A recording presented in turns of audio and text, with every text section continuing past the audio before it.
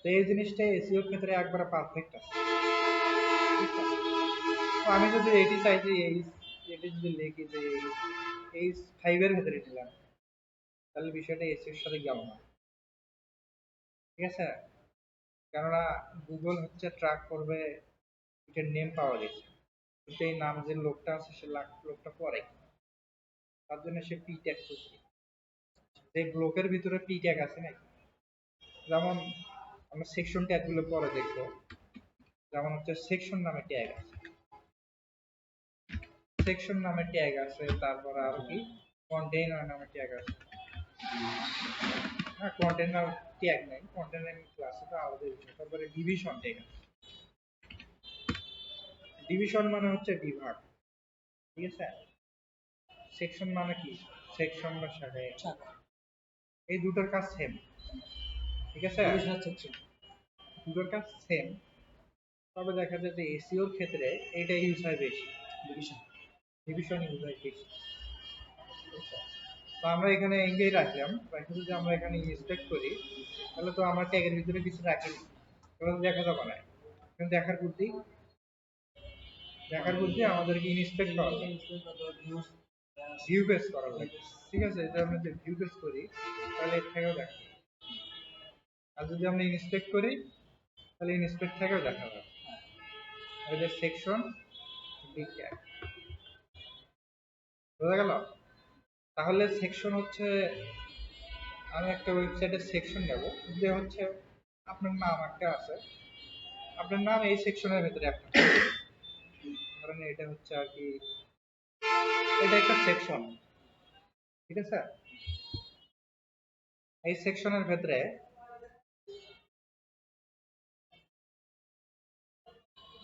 এটা হচ্ছে আপনার নাম,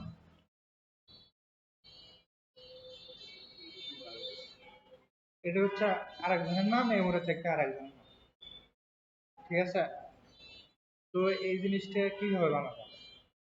তো এই জিনিসটা বানানোর জন্য আমাদেরকে সব আগে নেওয়ার লাগবে সেকশন, মানে আমি এই যে একটা সেকশন নিচ্ছি এর থেকে, ঠিক আছে? এখন সেকশনের ভিতরে সেকশনে নেওয়া হবে। তো সেকশনের ভিতরে সেকশন নিলে দেখা যায় যে বোঝার ক্ষেত্রে একটু সমস্যা হয়, ঠিক আছে? যদিও এইচটিএমএল ট্যাগের সাথে কোনো সম্পর্ক থাকে না, ঠিক আছে? পরে এইচটিএমএল অ্যাট্রিবিউটের সাথে সম্পর্ক হয়। তো আর কি প্রাইমারি লেভেলের এগুলো জানা দরকার। তো এখানে দেখা যাচ্ছে এটা একটা সেকশন, তো এই সেকশনের ভিতরে আমি ভাগ করছি তিনটা ভাগ, বা ডিভিশন, আর ডিভিশন, ডিভিশন মানেই তো ভাগ, ঠিক না? ডিভিশনের বাংলা ভাগ নয়, হ্যাঁ, বিভাগ বা ভাগ। হ্যাঁ, তো এখানে ডিভিশন আছে তিনটা। হ্যাঁ, তো এখন বুদ্ধি আমি কি করব, এখন যদি আমি দেখা যায় যে আমি একটা সেকশন নিয়েছি, তাহলে আমি কোডের ভিতরে আমার বোঝার লাগবে, কোডের ভিতরে আমার লেখা লাগবে যে আমি একটা সেকশন নিয়েছি, সেকশন নিয়ে এখন সেকশনের ভিতরে কাজ করব।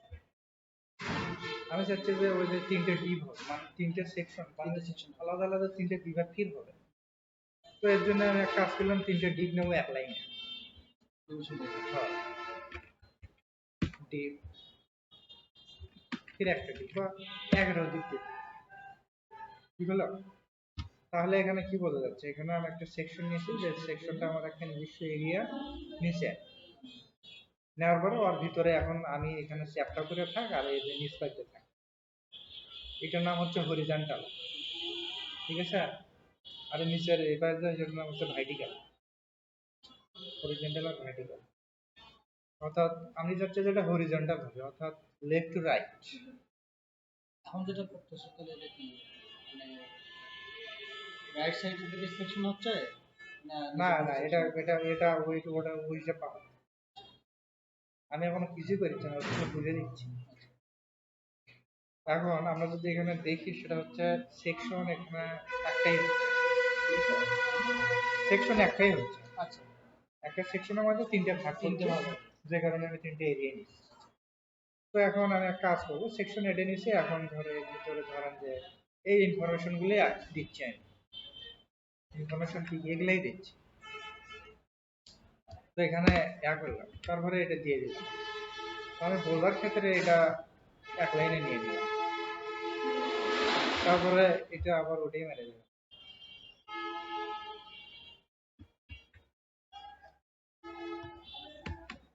এটা ওটাই মেরে দিলাম।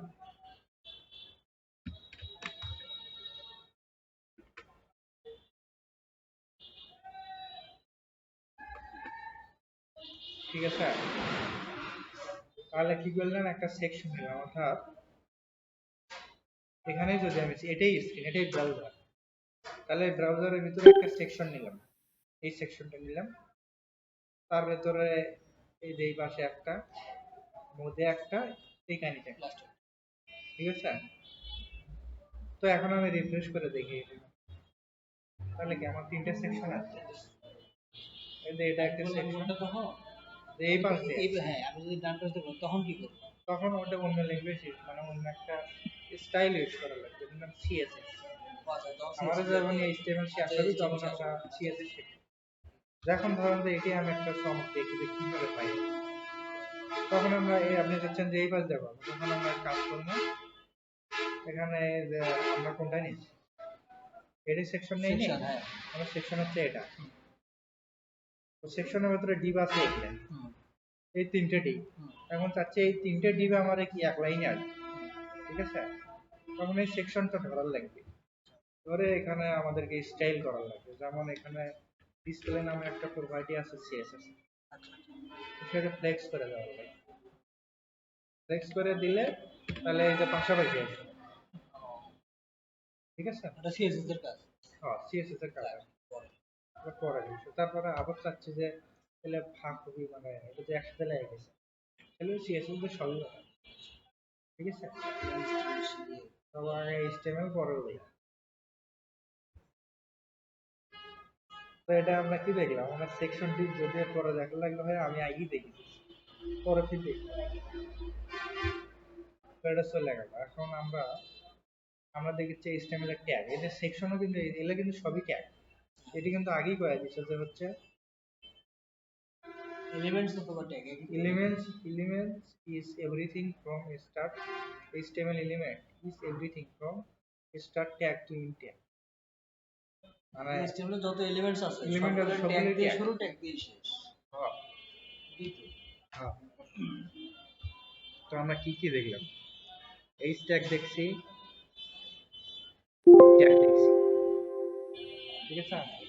h tag দেখলাম, p tag দেখলাম, সেকশন দেখলাম, সেকশন দেখছি, div দেখছি, div দেখলাম।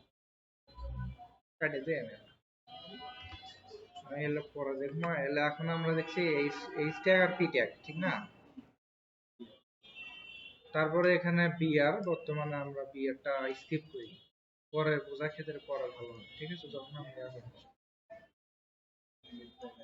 তো এখানে বিআর মানে ব্রেক, মানে স্পেস। দেখা যাচ্ছে যে আমি এখানে কাজ করি, সেটা হচ্ছে এটা আর এই জিনিসটার ভিতরে একটা নির্দিষ্ট স্পেস আছে, তো আমি চাচ্ছি যে ওই স্পেসটা আমি আরো বাড়াবো, স্পেসটা আরো বাড়াবো, তখন বিআর ট্যাগ ইউজ করব। লাইন ব্রেক, ওইটা বাংলা মিনিং হচ্ছে লাইন ব্রেক, ঠিক আছে। হ্যাঁ, এই যে এত দূর চলে গেল, ঠিক আছে। কিন্তু এলে বিআর টিআর এর বেল ব্রেক নাই। কমেন্টস যে অপশনটা আছে, কমেন্টস অপশন যে কমেন্ট করা যায়, কোডের ক্ষেত্রে কমেন্ট করা যায়, সেটা হচ্ছে আপনি এইভাবে লিখবেন যে হচ্ছে এখানে লিখে রাখবেন যে কমেন্ট কাকে বলে, সেটা হচ্ছে এই যে this is h1 and p tag, ঠিক আছে। তো এটা কমেন্ট করে, এখানে কমেন্ট করা যায়, সেটা হচ্ছে কনসোল সেভ এর মধ্যে যে কমেন্ট আছে, ঠিক আছে। অর্থাৎ এটা আমার বোঝার ক্ষেত্রে, তা কমেন্টের কাজ কিছুই নাই। কমেন্টের কাজ হচ্ছে একজন ডেভেলপার যিনি বোঝে যে কোডগুলো ঠিকঠাক মানে কোডগুলো বোঝার ক্ষেত্রে আর কি। যেমন আমি এখানে বহুতগুলো সেকশন, ধরুন যে এরপর আরো একটা সেকশন নিলাম, এইভাবে সমানে খালি নিচ্ছি আর নিচ্ছি, ঠিক আছে। তো এখানে তো এইভাবে খুঁজে দেখতে আমার সময় লাগছে না, তো ওইটা না দেখে আমি একটা কাজ করি, হ্যাঁ, তো এখানে আমি এই কমেন্টে এটি রাখি, তো আমি একটা জিনিস জন্য একটা নিয়ম রেখে দিছি যে দিস ইজ হচ্ছে, ধরেন যে এটি হচ্ছে নাম থাকবে, দিস ইজ